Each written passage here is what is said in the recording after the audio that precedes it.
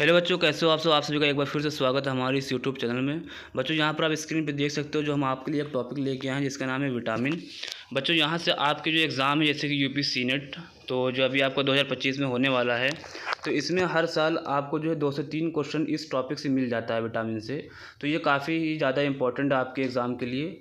तो इसलिए इस वीडियो को आज मैंने बनाई है विटामिन्स के ऊपर, जिसमें हम आपको टाइप्स ऑफ विटामिन और उसके डिफिशियंसी और सोर्सेज और उसके जो भी साइंटिफिक नेम वो भी हम आपको बताएंगे।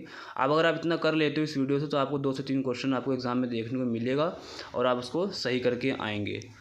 तो चलिए गाइस, इस वीडियो को स्टार्ट करते हैं। तो बच्चों आप यहाँ पर देख सकते हो, यहाँ पर 2 टाइप की विटामिन होती हैं। एक होता है फैट सॉल्युबल विटामिन और एक होता है हमारे पास वाटर सॉल्युबल। तो यहाँ पर आप फैट सॉल्युबल विटामिन देख सकते हो।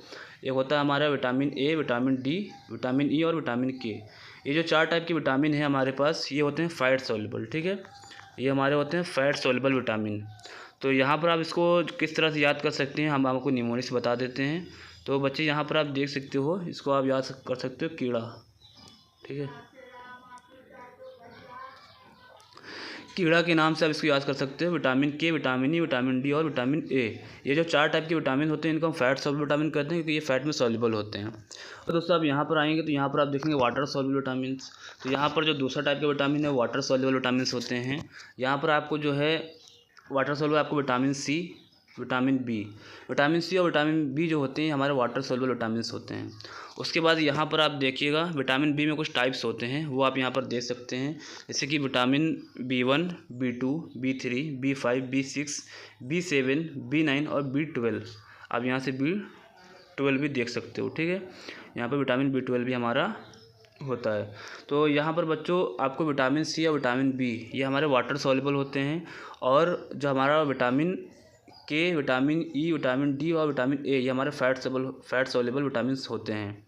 तो आपको सिंपल याद करना है कि विटामिन बी और सी जो होते हैं वाटर सॉल्युबल होते हैं, इसके बाद जो बचे वो फैट सॉल्युबल होते हैं। उसके बाद दोस्तों यहाँ पर आप जो है इनके साइंटिफिक नेम भी देख सकते हो। जैसे कि यहाँ पर विटामिन सी का जो नाम है एस्कॉर्बिक एसिड है। विटामिन बी का जो अंदर आते हैं जो हमारा इसका जो क्लासिफिकेशन है विटामिन B1, इसका जो नाम है वो थायमीन है। और ऐसे B2 का भी जो राइबोफ्लेविन है। तो ऐसे आपको बहुत सारे विटामिन हैं जो विटामिन बी के जो नेम है, जैसे B3, B5।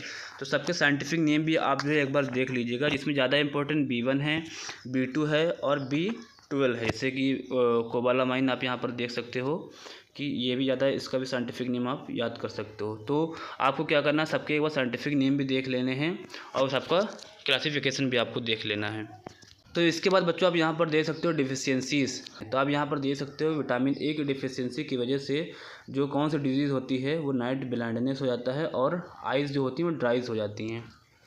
उसके बाद यहाँ पर आप देख सकते हो विटामिन डी की डिफिशियंसी की वजह से आपको रिकेट्स हो जाते हैं चिल्ड्रंस के अंदर, और एडल्ट्स के अंदर आप देख सकते हो ऑस्टियोपोरोसिस भी हो जाता है।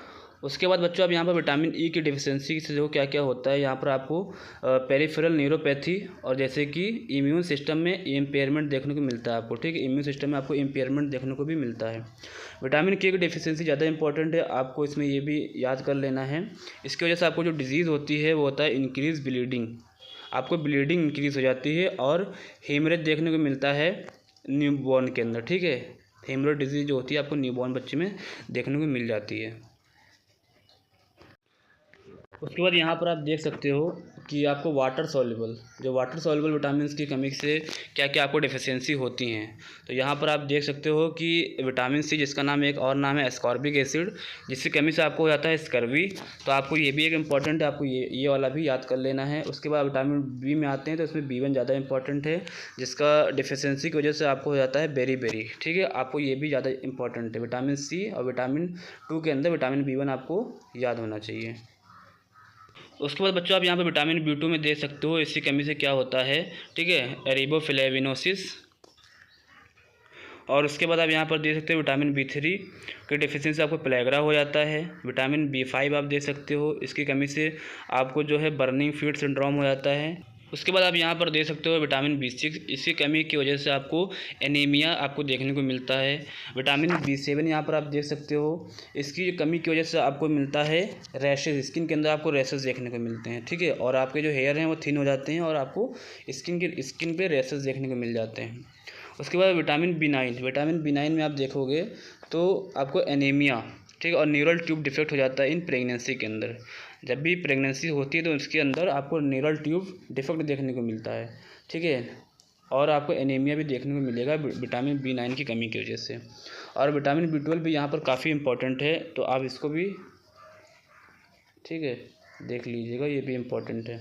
विटामिन B12 की कमी की वजह से आपको जो है न्यूरोलॉजिकल डिसऑर्डर हो जाते हैं, ठीक है। इसका जो दूसरा नाम है, जो साइंटिफिक नेम है वो कोबालामाइन है, ठीक है, विटामिन B12, तो ये भी इम्पोर्टेंट है।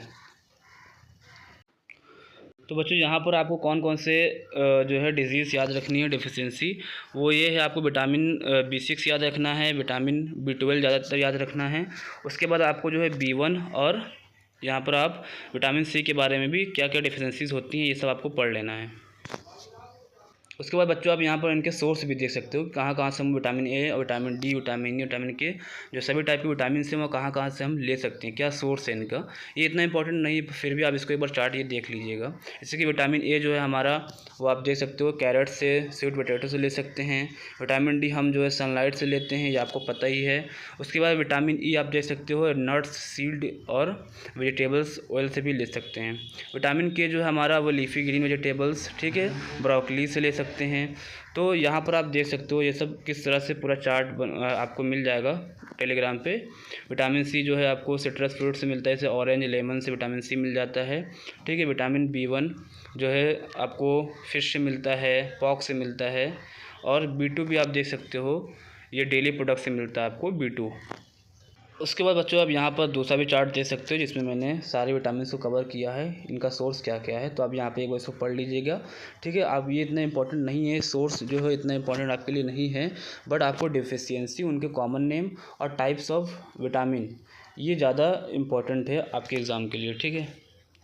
तो बच्चों अगर आप इतना पढ़ लेते हो कि टाइप्स ऑफ विटामिन्स और उनके कॉमन नेम या फिर साइंटिफिक नेम और उनकी कमी की वजह से कौन कौन सी हमारी डिजीज़ हो जाती है, तो इतना अगर आप पढ़ लेते हो तो आपको यहाँ से 2 से 3 क्वेश्चन मिल जाएंगे। क्योंकि पिछले साल भी सीनेट के अंदर जो है फैट सॉल्युबल से ही सिर्फ 2 क्वेश्चन आए थे, तो इस बार भी आपको क्वेश्चन देखने को यहाँ से मिलेगा।